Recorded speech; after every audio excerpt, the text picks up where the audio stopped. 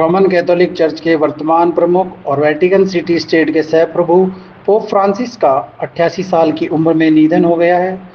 जन्म के वक्त उनका नाम जॉर्ज मारियो बर्गोग्लियो था और उनका जन्म 17 दिसंबर 1936 को अर्जेंटीना के ब्यूनस आयर्स में हुआ था।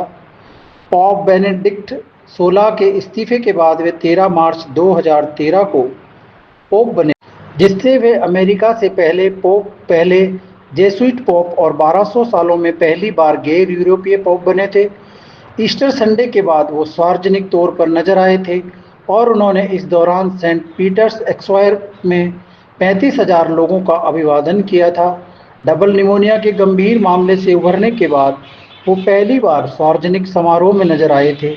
अपने 12 साल पोप फ्रांसिस का जन्म 17 दिसंबर 1936 को ब्यूनस आयर्स में जॉर्ज मारियो बर्गोग्लियो के रूप में हुआ था। उनके माता पिता मारियो और रेजिना सिवोरी थे, जो इटली में प्रवासी थे और रेलवे में अकाउंटेंट के रूप में काम करते थे। वो 5 भाई बहन थे।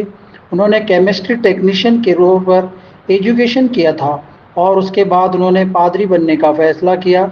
11 मार्च 1958 को वे सोसाइटी ऑफ जीसस के नवप्रवर्तक दल में शामिल हो गए।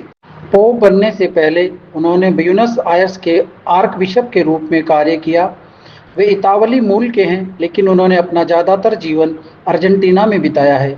उन्होंने सेंट फ्रांसिस ऑफ असीसी के सम्मान में फ्रांसिस नाम चुना, जो विनम्रता, गरीबी और शांति के प्रति अपने समर्पण के लिए जाने जाते हैं। अपनी विनम्र जीवन शैली के लिए जाने जाते हैं और उन्होंने पोप के महल के बजाय गेस्ट हाउस में रहने का फैसला किया। उन्होंने सामाजिक न्याय, गरीबी की देखभाल, अंतरधार्मिक स्वाद और पर्यावरण संबंधी मुद्दों पर जोर दिया। करुणा, दया और ज़्यादा समावेशी चर्च बनाने की उन्होंने वकालत की। खासकर हाशिए पर पड़े समुदायों के प्रति उन्होंने गहरा भाव दिखाया। पोप फ्रांसिस से जुड़े कुछ विवाद पोप फ्रांसिस को लेकर कई विवाद भी रहे। चर्च के कुछ रूढ़िवादी सदस्यों ने बहुत प्रगतिशील होने के लिए उनकी सख्त आलोचना की है। इसके अलावा उन्होंने चर्च के भीतर यौन शोषण के मामलों से निपटने के लिए कई सुधार किए, जिसके लिए उन्हें अंदरूनी चुनौतियों का सामना करना पड़ा। आपको बता दें कि किसी वर्तमान पोप की मृत्यु से रोमन कैथोलिक चर्च में शोक और नए पोप की नियुक्ति की प्रक्रिया शुरू हो जाती है। कई अनुष्ठानों के जरिए नए पोप का चयन किया जाता है और वह प्रक्रिया काफ़ी सावधानीपूर्वक की जाती है। राइटर्स की रिपोर्ट्स के मुताबिक जब कोई पोप मर जाता है या इस्तीफा दे देता है, तो चर्च एक अवधि में प्रवेश करता है जिसे संडे वैकेट, खाली सीट के रूप में जाना जाता है। यह तब होता है जब सेंट पीटर का सिंहासन खाली होता है।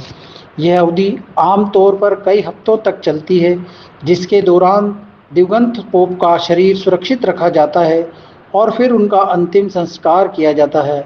इसके बाद कार्डिनल कॉन्क्लेव की तैयारी होती है, जो एक नया पोप चुनने के लिए निजी सभा होती है।